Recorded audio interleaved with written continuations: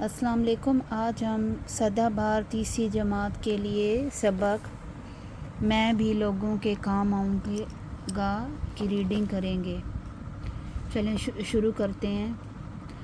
Ton ton ton, ایک بہت بڑی گھڑی کی آواز اکثر اس بستی میں سنائی دیتی تھی۔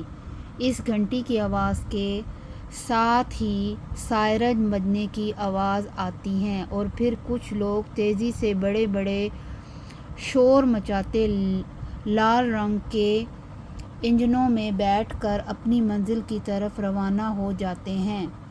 آج علی اپنی جماعت کے بچوں اور استانی کے ساتھ اس بستی میں واقع فائر اسٹیشن کے معلوماتی دورے پر آیا ہوا تھا۔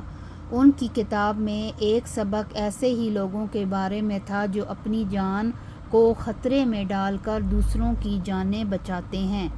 اس نے ادھر ادھر نظر ڈالی۔ ایک طرف بڑے بڑے لال انجن کھڑے تھے، ایک کمرہ تھا جہاں کئی ٹیلی فون رکھے تھے، دوسرا کمرہ ایک افسر کا تھا، ایک طرف ایک اسٹور بنا تھا، باہر کی طرف ایک میدان تھا جہاں ایک 5 منزلہ ٹاور تھا۔ وہاں کے عملے نے بچوں کو چھوٹے چھوٹے ڈبے دیے جس میں ٹافیاں اور بسکٹ تھے۔ علی کی استانی نے منع کیا تو انہوں نے کہا کہ آپ مہمان ہیں اور مہمانوں کی خاطرداری ضروری ہوتی ہے۔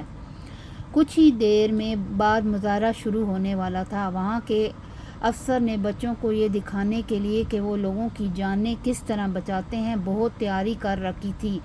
ایک طرف لکڑیاں جمع کر کے آگ لگانے اور پیٹرول سے ٹائر جلانے کا انتظام تھا تو دوسری طرف اسے بجھانے کے لیے استعمال ہونے والے آلات اور گاڑیاں موجود تھیں۔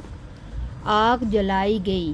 اتنے میں وہ بڑی گھنٹی جو بستی کے درمیان لٹک رہی تھی ایک آدمی نے جا کر زور سے بجائی اور اس کے ساتھ ہی ایک بڑا سا لال انجن حرکت میں آ گیا۔ وہ تیزی سے میدان میں آیا۔ 3-4 آدمی چھلانگ مار کر اترے۔ انہوں نے لکڑیوں میں لگی ہوئی آگ پانی کے موٹے موٹے پائپوں سے اور پیٹرول سے لگی ہوئی آگ کیمیائی جھاگ سے بجھائی۔ اور یہ کیا، ٹاور کے اوپر بھی کچھ لوگ مدد کے لیے پکار رہے تھے۔ ایک اور بڑا انجن جس پر سیڑھی لگی تھی وہ بھی سائرن بجاتا ہوا آیا۔ وہاں کے افسر نے بتایا کہ اس کو اسنارکل کہتے ہیں۔ یہ بڑی اور اونچی عمارتوں میں پھنسے ہوئے لوگوں کو نکالنے کے لیے استعمال ہوتی ہے۔ یہ ایک بہت لمبی سیڑھی تھی۔ اس سیڑھی کے ذریعے بے ہوش آدمیوں کو کمر پر لاد کر سیڑھی سے اتارنے کا اور پھر رسوں کی مدد سے بھی لوگوں کو بلند عمارت سے نیچے پہنچانے کا مظاہرہ کیا گیا۔ یہ تمام کام بہت مہارت سے کیے جا رہے تھے۔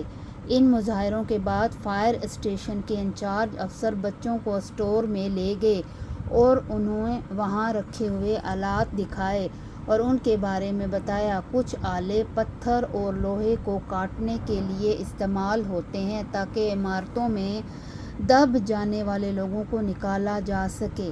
اسی طرح آکسیجن ماسک، سلنڈر، رسے اور دیگر سامان بھی انہوں نے دکھایا۔ بچے ان سب چیزوں کو دیکھ کر حیران تھے۔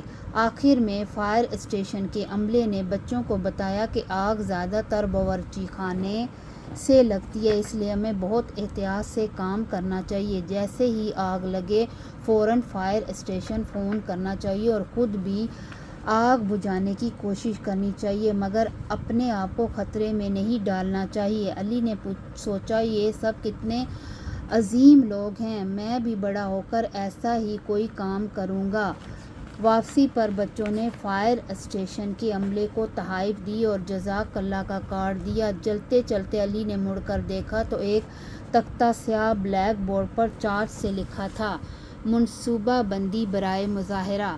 رسہ نمبر 1 نادر علی، رسہ نمبر 2 مشتاق احمد، انجن ڈرائیور بلال یوسف، اسنارکل ڈرائیور عبدالحی۔ شکریہ۔